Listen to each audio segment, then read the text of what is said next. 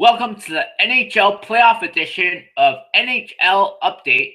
Today I will be previewing the second round of the NHL playoffs. I will start in the Eastern Conference and then move over to the Western Conference. The first matchup in the Eastern Conference is going to be a highly touted matchup between the Washington Capitals and the Pittsburgh Penguins. This matchup is definitely one that everyone will want to see because it features a decade-long rivalry between one of the game's best players in Sidney Crosby and Alexander Ovechkin. Both teams have unbelievable talent with good defense, good special teams, and a good amount of depth players as well as good goaltending. And they are extremely well coached. The team that wins this series isn't going to be the team that gets carried by their star players, but are going to have their depth players and role players step up in key moments. And that is the team that's going to prevail. And special teams is definitely going to play a key role. The team that penalty kill does better is going to win, because the power plays are lethal. So if you're able to shut down the power play, that is an added bonus. The key players in this series, the goaltending matchup will be for Pittsburgh, Matt Murray. For Washington, it's going to be Braden Holtby. Marc-Andre Fleury's status for the series is still up in the air. So as the moment, Matt Murray is still the starting goalie for the Pittsburgh Penguins, which is all fine and dandy because Matt Murray did a good enough job against the Rangers. As long as the Pittsburgh Penguins do a good job defensively, he should be fine. The key defensemen in the series for Pittsburgh, Chris Letang, Trevor Daley, and Ali Mata. Chris Letang, as we all know, is the workhorse for the Pittsburgh Penguins. He's going to be logging over 30 minutes in the playoffs and in the series.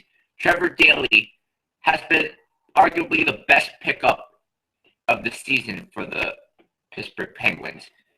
He has really turned his season around after being acquired by the Penguins from Chicago. Ali Mata is also an important part of the defense. He is on the first defensive pair alongside Chris Letang, and he also plays on the second power play unit. But he was one of the players on Pittsburgh that did quite have a good series against the Rangers. So he may want to step up his game against Washington, because that subpar play against Washington isn't going to sit well. So the key defensemen for Washington are going to be John Carlson and the Matt Niskanen and Carl Alsner pair. With Brooks Orpik injured right now, Matt Niskanen and Carl Alsner are going to play the shutdown pair, as they did against Philadelphia. Obviously, the Pittsburgh Penguins have a much more talented offensive core, so it will be harder to line match when you have Malkin basically playing on the third line, or Phil Kessel playing on the third line. And John Carlson is also a big part of the defense. He is actually their leading second leading point getter. He has really emerged as one of the top tier defensemen in the league in terms of puck-moving defensemen that are able to jump into the rush and contribute offensively. So now on to the part everyone wants to know, the key forwards. As everyone knows, the Penguins are going to rely heavily on the two-headed monster of Sidney Crosby and Evgeny Malkin.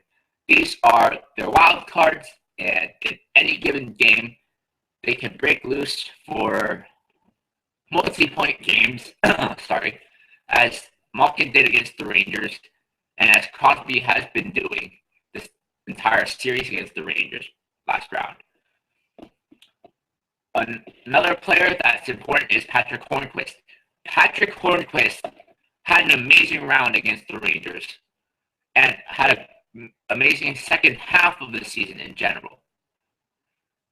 Phil Kessel is also a really important part of the Penguins offense because he's going to be playing with Bonino and Hagelin.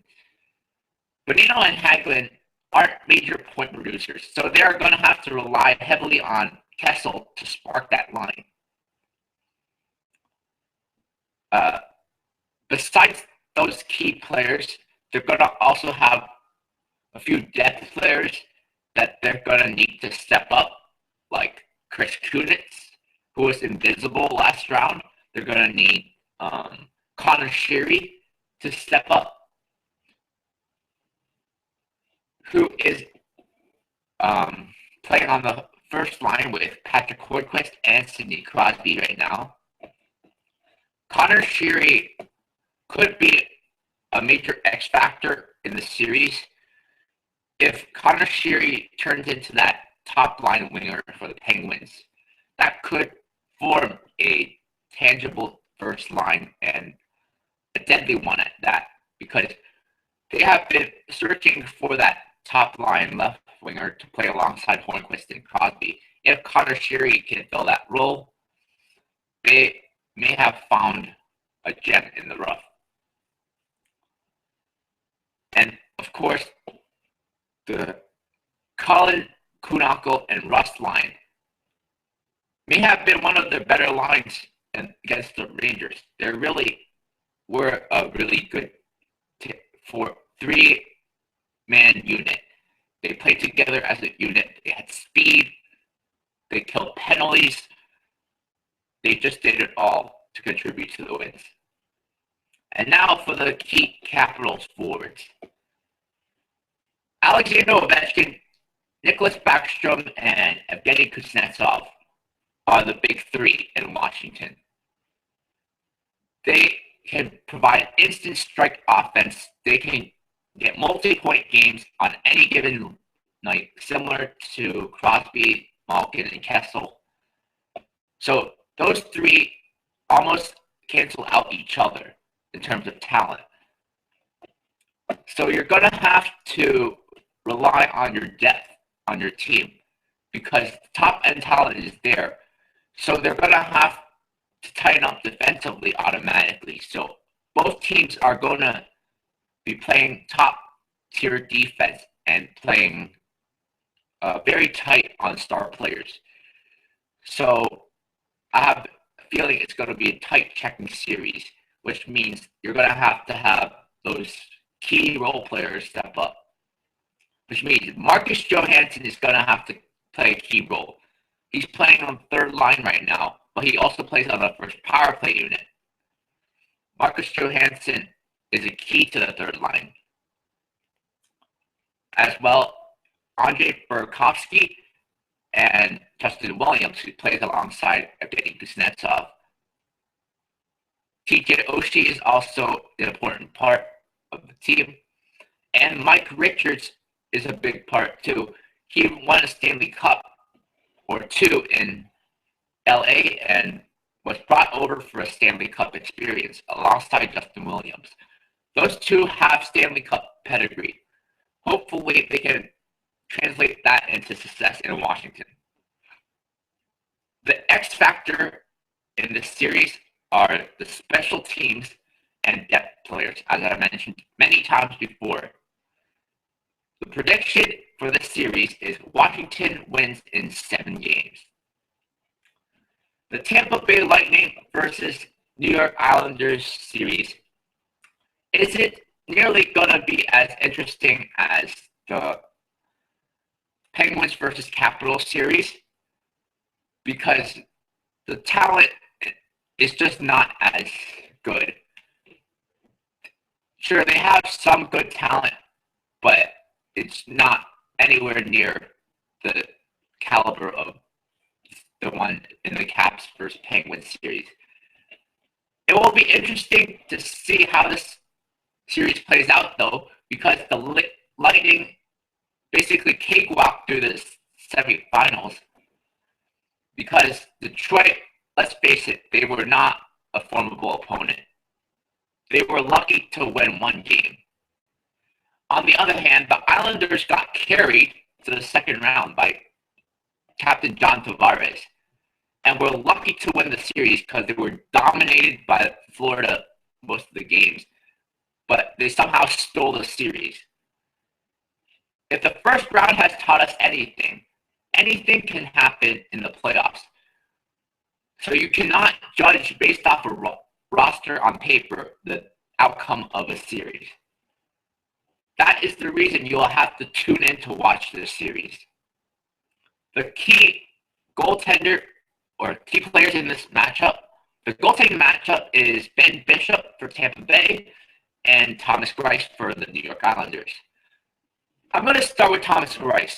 Thomas Greiss has played absolutely outstanding for the New York Islanders. Without Thomas Greiss, the New York Islanders definitely do not get to the second round, without a doubt. Thomas Greiss sometimes outplayed Roberto Luongo. That's how good he was. And Roberto Luongo actually played good in playoffs this year. Thomas Greiss stood on his head and gave his team a chance to win games. And that's what you have to do in the playoffs. Ben Bishop did his job in the first round. He stopped the pucks, and it was good enough to advance to the second round. And he'll have to step up this game against a much better Islanders team because John Tavares right now is on a mission. He single-handedly won some games for his team, as well as Kyle Oposo. So just those two alone are going to be a bigger challenge than Detroit. The key defensemen in this series for Tampa Bay, Victor Hedman, Matt Carle, and Jason Garrison. As everyone knows, Victor Hedman is the guy in Tampa Bay on defense. He's going to have to play a much better series in this series than against the Detroit Red Wings. He did not get off to such a good start against Tampa Bay. Against the Detroit Red Wings, He is a very good puck-moving defenseman. He's a smooth skater for a guy his size. And he can help run the power play. Matt Carle, this is a guy that's getting paid $5.5 million per season. If he wants to prove that he's somewhat worth his contract, he should show up during the playoffs and prove his worth. At least try to get some trade value up. And he's also playing on the first defensive pair alongside Hedman. So he's going to have to play a big role in this playoff series, which is shutting down John Tavares. And Jason Garrison is the guy with bomb shot. He's on the second power play unit and second defensive pair. Jason Garrison can be sometimes a defensive liability, but his offensive upside is too much to ignore because he's a threat to shoot the puck with velocity. The key defensemen for the New York Islanders are Nick Leddy, Johnny Boychuk, and Travis Hamonic. Nick Leddy has absolutely been outstanding for the New York Islanders. He has been joining the rush. He's been creating offense. He has been playing lots of minutes. And if you're the Tampa Bay Lightning, you need to watch Nick Leddy when he's on the ice because he will always jump into the offense. And that will create odd man situations and defensive zone breakdowns. Johnny Boychuk was relatively quiet in the last series against the Florida Panthers. Johnny Boychuk needs to step up against the Tampa Bay Lightning, especially going up against Nikita Kucherov and Tyler Johnson. Travis Hamonic is also going to have to play a big role. The Tampa Bay Lightning have many key and skilled forwards. So one shutdown pair is not enough. They have depth and they have been to the finals before, so they know what it takes to get there. The key forwards for Tampa Bay are Nikita Kucherov, Tyler Johnson, Jonathan Drouin, and Ryan Callahan. Nikita Kucherov and Tyler Johnson, 2/3 of the triplet line, are having an amazing playoffs so far this season. Nikita Kucherov has elevated his play to such a high level that it's almost like they're not missing Stamkos. You watch Tampa Bay play, and they're not even missing a single beat, and they're not even playing with their so-called superstar. Tyler Johnson has been playing outstanding as well. He's been the number one center, and he kind of makes it okay for Stamkos to miss time. Of course, injuries never good, but playing without Stamkos these stretches of games kind of makes him expendable with the way Kucherov, Johnson, Drouin have been stepping up and elevating their game to a new level, especially Kucherov. Ryan Callahan is another key player. He's likely playing on the third line, but he's been to the playoffs before. He's a grinded-out, hard-working guy. He kills penalties. He will not score many goals, but he will score clutch goals. For that reason alone, he is a key player. Key players for the New York Islanders are John Tavares, Kyle Oposto, and Franz Nielsen, as well as Brock Nielsen. As I mentioned before, John Tavares is an outstanding player, superstar caliber player. He is a guy that can single-handedly win his team games.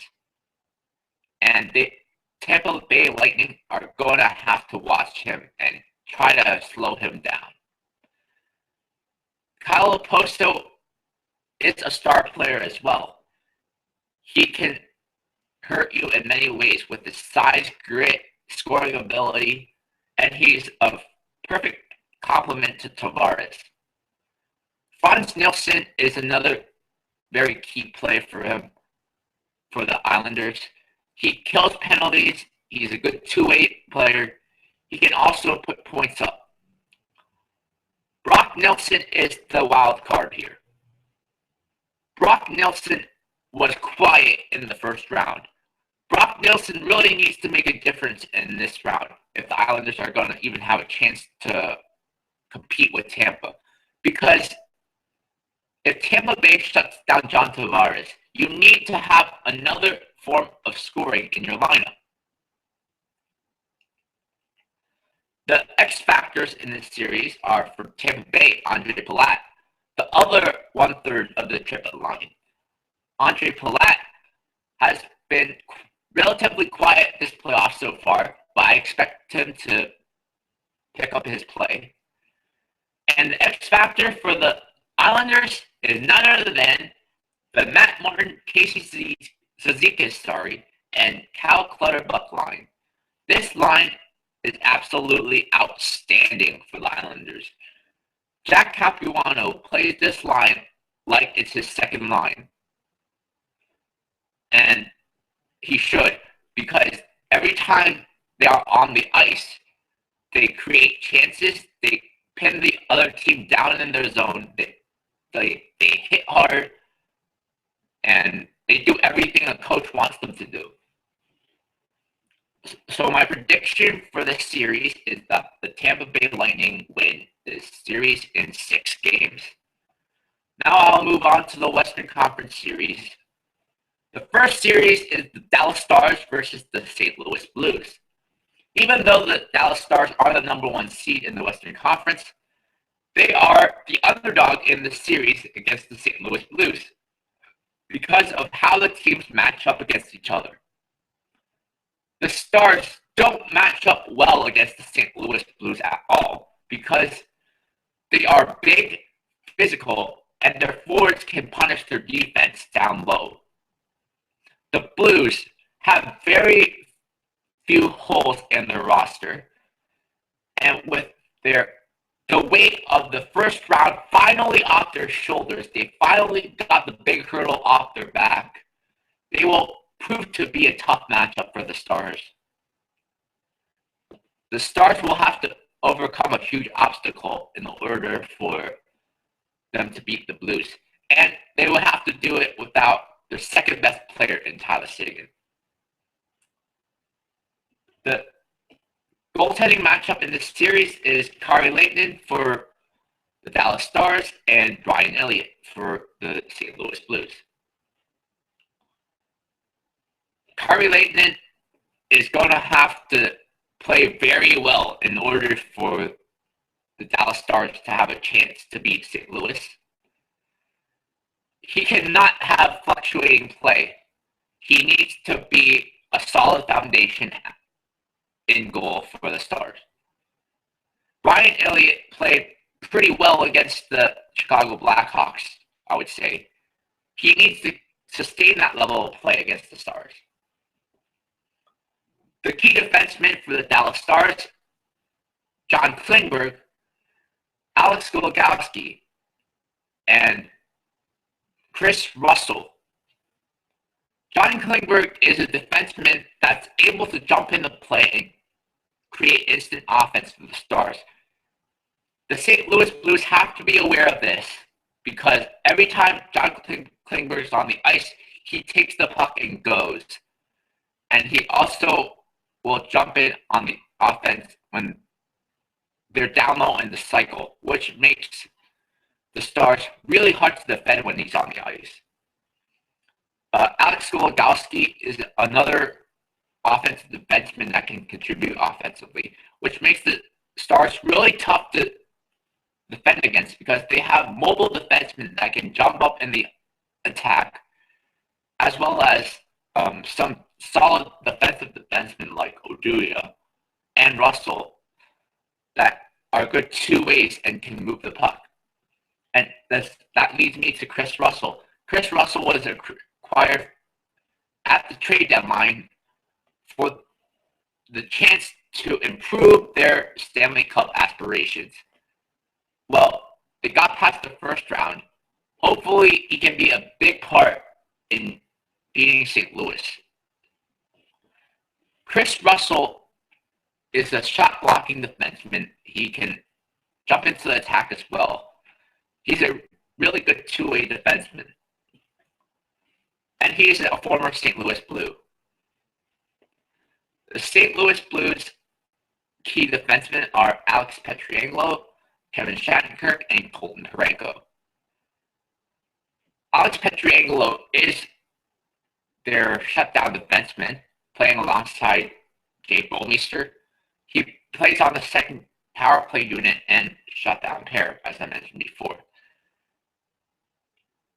He was a big point producer in the last series against the Blackhawks. He's going to have to sustain that level of play. Kevin Shattenkirk is one of the elite puck-moving defensemen in the NHL. He's going to have to perform up to level against the Stars because you're going to need Shattenkirk to jump into the attack in order to catch the Stars defense off guard. Because if you're down in the cycle, the forwards are going to lose coverage of the defenseman. And that will create open seams for the defenseman to jump in and score. Colton Parayko is also a key defenseman. This rookie defenseman has a bomb-load shot, and he can jump into the play, has a big frame, and is really solid on the defensive end as well. When talking about Rookie of the Year candidates, this guy never gets talked about.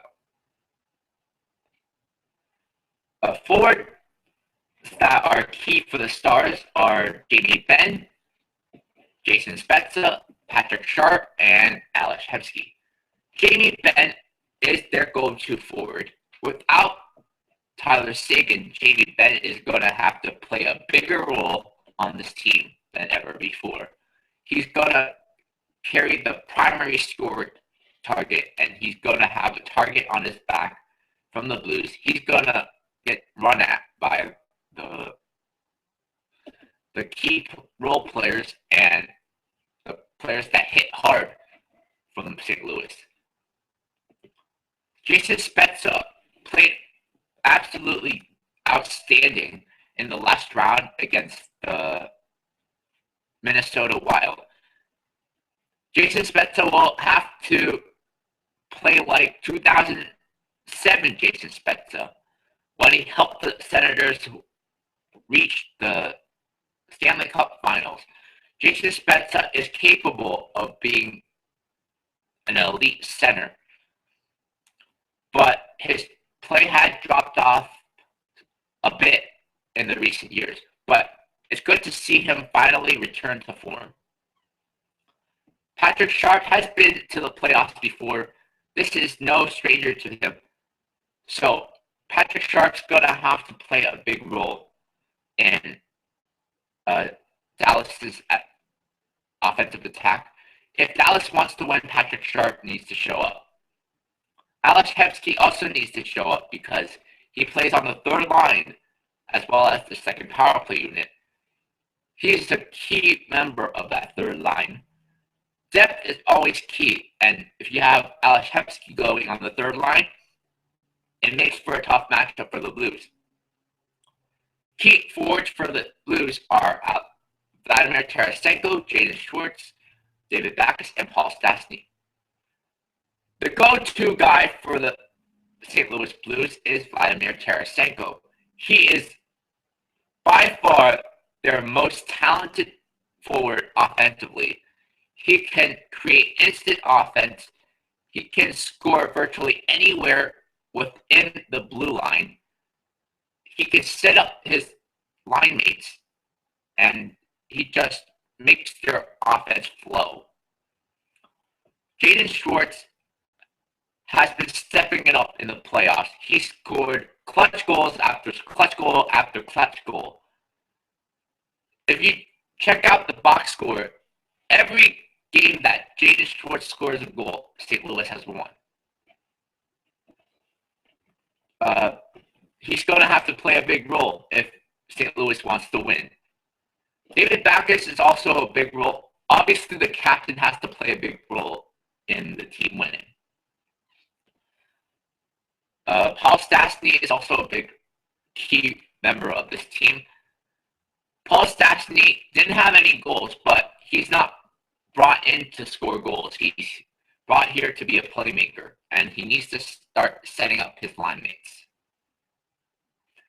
The X factor for the Dallas Stars is Valeri Nichushkin. Valeri Nichushkin is not putting up the points that people had hoped when he got drafted. But that is due in partial to the fact he doesn't play as much as he should. But hopefully, Valeri Nichushkin gets the opportunity to break through in the playoffs because the Dallas Stars really need Valeri Nichushkin's talent in this series. The X factor for the St. Louis Blues is Robbie Fabry. Robbie Fabry in the future will be their second best goal scorer behind Vladimir Tarasenko. But right now, he's going to be the X factor to this series because on the second power play unit, he is their only shooter. And on the second line, he's also the guy that really scores. So Robbie Fabry is the guy that will score goals. And he's going to play a big role on the team. My prediction is that the St. Louis Blues win in 6 games. The next series is going to be a little different on my prediction. The Anaheim Ducks and Nashville Predators series isn't finished yet. Game 7 is getting played tonight, and the winner will play the San Jose Sharks. So what I'm going to do is I'm going to do a prediction or preview of the Sharks facing both of these teams. As I said before, it is unknown who the Sharks will be playing right now, so I'll do a preview of both possible matchups. The Sharks and Ducks are rivals and have had many heated battles in the past. It will be interesting to see how the Sharks handle the Ducks' size and strict physicality of the forwards. Nashville Predators are not an easier matchup by any means to the Sharks than the Ducks are. But if you had to pick, you probably want to face Nashville if you're San Jose. Nashville Predators are a dangerous team because of how good their defense is at jumping into the attack and because how good they played fundamentally. Regardless of who the San Jose Sharks play in the next round, it will be a tougher matchup than what they faced in the first round against the Kings. The key matchup, key players in the key players in the possible matchups for the goaltenders, Martin Jones for San Jose. If they face Anaheim, it will be Frederik Andersen. If they face Nashville, it would be Pekka Rinne. Pekka Rinne is an elite goalie, but he's not having an elite season. So for that reason, the San Jose Sharks would definitely rather face Pekka Rinne and the Nashville Predators. And Anaheim Ducks, Frederik Andersen is having a pretty solid playoffs run. They started with John Gibson, but then turned over to Frederik Andersen, and they started winning. Martin Jones is going to have a big role in going to the finals if they do advance. He has to play good in the second round because he's going to face a lot more shots and a lot more lethal attack in either of the teams he faces. The key defenseman to this series, Brent Burns for San Jose, Marc-Edouard Vlasic for San Jose, and Paul Martin for San Jose. Brent Burns is their leading point getter. Brent Burns outstanding this season. Brent Burns has absolutely surpassed any expectation of him. He's getting better and better, and he's finally living up to that expectation that the Wild had when he got drafted, but they traded him. The Marc-Edouard Vlasic is so underrated, but he's finally getting the recognition he gets because he got selected to be on the Canadian Olympic team again. Paul Martin has been to the playoffs before. He knows what it takes to get to the playoffs, and he knows what it will take to win. Anaheim, key defenseman, Cam Fowler, Hampus Lindholm, and Sami Vatanen. Sami Vatanen isn't on the top pair, but he is on the top power play unit. And he's going to have to play a key role in it. Hampus Lindholm, he's on the first defensive pair. He's going to have to play an important role in shutting down the top line of Pavelski, Thornton, and Hurdle. Cam Fowler's good. puck-moving defenseman. He can jump into the attack and create odd-man situations. Nashville, Roman Josi, Shea Weber, and Matthias Ekholm. All three defensemen are great at jumping into the attack, especially Weber and Josi. Whenever Roman Josi and Shea Weber are on the ice, watch out. Both these guys can shoot, they can pass, jump into the attack, and they're not sloppy on their defensive end either.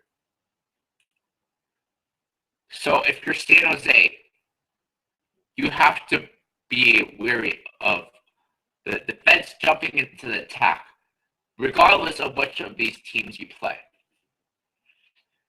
Forwards. Key forwards for San Jose: Joe Pavelski, Logan Couture, Joe Thornton, Patrick Marleau. The core four. Pavelski is as good a scorer in the league as there is. Logan Couture had a bad regular season, but it's nice to see him pick it up in the playoffs. Joe Thornton. The guy never ages. He's still putting up good points in the regular season, and hopefully he shows up in the second round and doesn't choke. Patrick Marleau, he's going to have to play an important role as well. Thornton and Marleau have been with the team for a long time, so hopefully they can get over the hurdle of the second round. Key forwards for Anaheim: Ryan Getzlaf, Corey Perry, Ryan Kesler, and Ricard Raquel. Getzlaf and Perry are two of the game's most talented players. They are big, strong, physical, skilled, and really hard to knock off the puck. If you're San Jose, you definitely don't want to face them. So you want to cheer for Nashville, definitely. Ryan Kesler is also a very important part of the offense. He's a good two-way center in the regular season. In the regular season, Ryan Kesler is a good defensive center. But in the playoffs, he turns the switch and he adds an offensive gear. And Ricard Raquel is also an important offensive player for the Anaheim Ducks. He'll play alongside Corey Perry and David Perron. That is going to be a good line.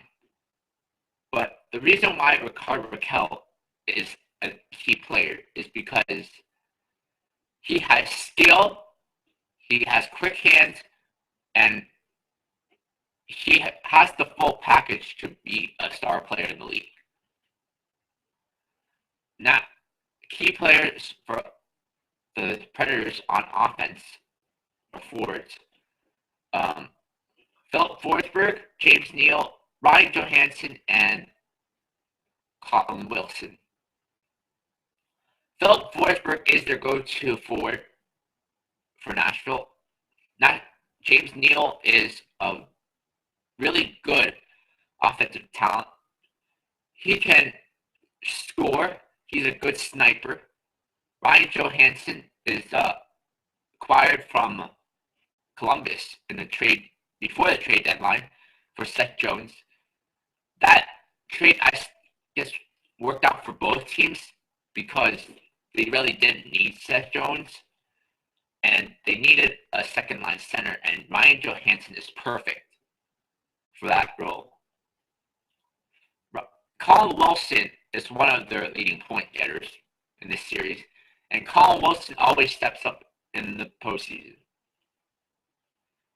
The X factor for the possible series for San Jose, regardless of who they play, Thomas Turtle is going to have to be the X factor. He plays on the first line with Joe Thornton and Joe Pavelski, so he's going to have to play a key role. Anaheim's key player is going to be Andrew Cogliano. Andrew Cogliano plays on the third line, but he's going to be a key role player, and he's going to have to continue putting up the points he has been in the regular season. I mean, not regular season, postseason. And the key player or X factor for the Predators is Craig Smith. Craig Smith is going to be the key X factor for the Nashville Predators because he needs to score, period. If Craig Smith doesn't score, Nashville's not going to go very far in the playoffs. The predictions for this series, if the Sharks face Anaheim, the Ducks will win in 6. If the Sharks play the Predators, then the Sharks will win in 6. So that's my second round preview. Sorry that was rather long, but that's my second round preview. Next week, I will update you on the second round and the scoring leaders.